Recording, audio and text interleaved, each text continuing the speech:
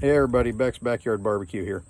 Tonight, Friday night, it's like college football eve here where I'm located. Tomorrow's the first day of college football season for our local team here, for our state. So kind of a big deal, kind of a big night.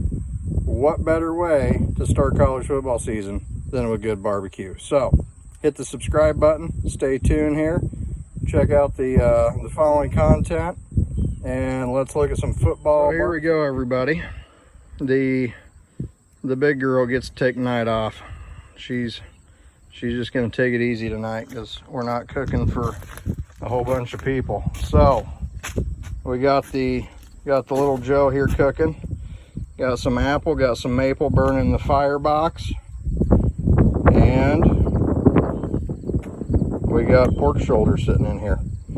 So the plan is we're going to cook this thing nice and low and slow, about 225. Notice we do have fat side up. That's my preference. Let that fat render down, cook through the meat, give it that good natural pork flavor.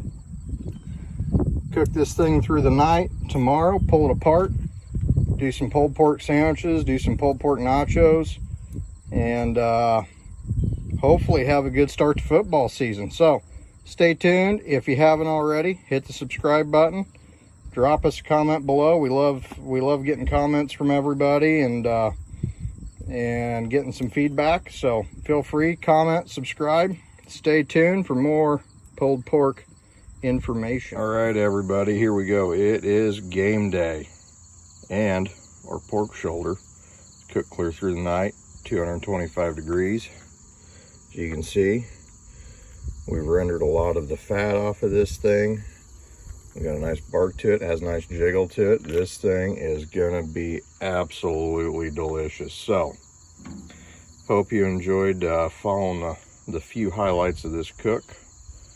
Feel free to hit subscribe and follow us for more cooking. Have a good day.